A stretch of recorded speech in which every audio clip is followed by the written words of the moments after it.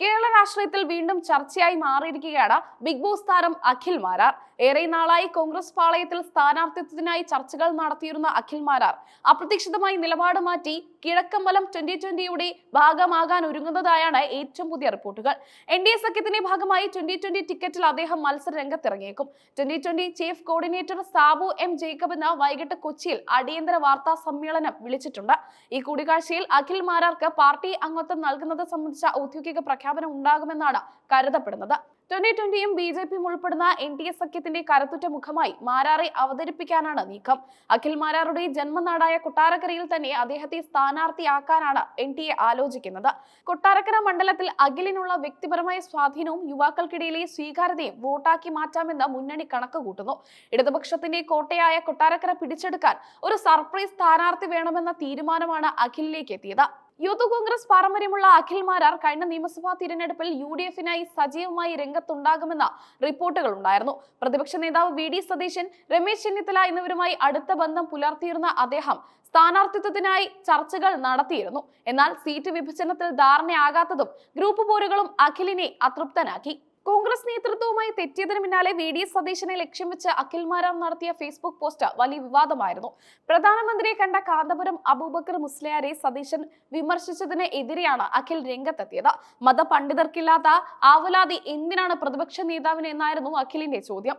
കോൺഗ്രസ് വർഗീയ ശക്തികളെ കൂട്ടുപിടിച്ച് അധികാരം പിടിക്കാൻ ശ്രമിക്കുന്നുവെന്ന് അഖിൽ തന്റെ പോസ്റ്റിൽ ആരോപിച്ചു. ജമാഅത്തെ ഇസ്ലാമി, പോപ്പുലർ ഫ്രണ്ട് തുടങ്ങിയ സംഘടനകളെ പ്രീണിപ്പിക്കുന്ന നിലപാടാണ് പ്രതിപക്ഷ നേതാവിന്റേതെന്ന് അദ്ദേഹം തുറന്നടിച്ചു. മതേതരത്വം എന്നത് ഒരു വിഭാഗത്തിന് മാത്രമുള്ളതല്ലെന്നും അഖിൽ ഓർമ്മിപ്പിച്ചു. അഖിൽ മാരാർ രാഷ്ട്രീയ നിലപാടുകൾ മാറ്റുന്നത് ഇതാദ്യമല്ല.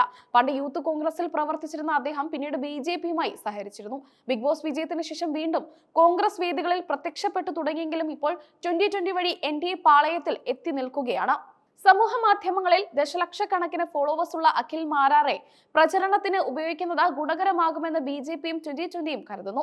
രാഷ്ട്രീയ പ്രസംഗങ്ങളിലെ മാരാറുടെ ശൈലി വോട്ടർമാരെ സ്വാധീനിക്കാൻ പ്രാപ്തനാണെന്നാണ് NDAയുടെ വിലയിരുത്തൽ.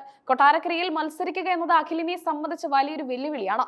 ശക്തമായ സംഘടനാ സംവിധാനമുള്ള LDFനെ നേരിടാൻ 2020യുടെ വോട്ടുകൾക്ക് പുറമെ BJPയുടെ വോട്ടുകൾ കൂടി സമാഹരിക്കേണ്ടി വരും. അഖിൽ മാരാറുടെ വിമർശനങ്ങളോട് പ്രതിപക്ഷ നേതാവ് ഇതുവരെ ഔദ്യോഗികമായി പ്രതികരിച്ചിട്ടില്ല. എന്നാൽ സൈബർ കോൺഗ്രസ് ഗ്രൂപ്പുകളിൽ അഖിലിനെതിരെ വലിയ പ്രതിഷേധമാണ് ഉയരുന്നത്.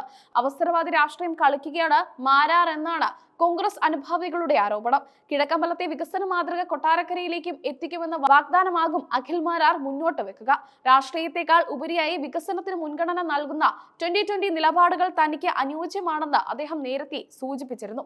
അഖിൽ മാരാറെ NDA സ്ഥാനാർത്ഥിയാക്കുന്നതിൽ BJP കേന്ദ്ര നേതൃത്വത്തിനും താല്പര്യമുണ്ടെന്നാണ് സൂചന. കേരളത്തിലെ നിയമസഭാ തിരഞ്ഞെടുപ്പിൽ യുവാക്കളുടെയും നിഷ്പക്ഷ വോട്ടർമാരുടെയും ശ്രദ്ധ ആകർഷിക്കാൻ സെലിബ്രിറ്റികളെ അണിനിരത്തുക എന്ന തന്ത്രത്തിന്റെ ഭാഗമാണിത്. മുഖ്യമന്ത്രിയുടെ ദുരിതാശ്വാസ നിധിയുമായി ബന്ധപ്പെട്ട അഖിൽ മാരാർ നടത്തിയ പരാമർശങ്ങൾക്കെതിരെ പോലീസ് കേസെടുത്തിരുന്നു. ഇത്തരം കേസുകൾ രാഷ്ട്രീയ പ്രേരിതമാണെന്ന് ഉയർത്തിക്കാട്ടിയാകും മാരാർ ജനങ്ങളെ സമീപിക്കുക. മുസ്ലിം മതപണ്ഡിതർക്കെതിരായ പ്രതിപക്ഷ നേതാവിന്റെ വിമർശനം NDA തിരഞ്ഞെടുപ്പ് ആയുധമാക്കാൻ ഒരുങ്ങുകയാണ്. ഇതിന്റെ തുടക്കമെന്ന നിലയിലാണ് അഖിൽ മാരാർ സോഷ്യൽ മീഡിയയിൽ ഈ വിഷയം ചർച്ചയാക്കിയത്. ഒരു ചലച്ചിത്ര സംവിധായകൻ എന്ന നിലയിൽ നിന്ന് കേരളം ശ്രദ്ധിക്കുന്ന രാഷ്ട്രീയ നേതാവിലേക്കുള്ള അഖിൽ മാരാറുടെ വളർച്ച കൗതുകത്തോടെയാണ് സാംസ്കാരിക കേരളം നോക്കിക്കാണുന്നത്. സിനിമാ രംഗത്തു നിന്നുള്ള പിന്തുണ അദ്ദേഹത്തിന് ലഭിക്കുമോ എന്നത് കണ്ടറിയണം.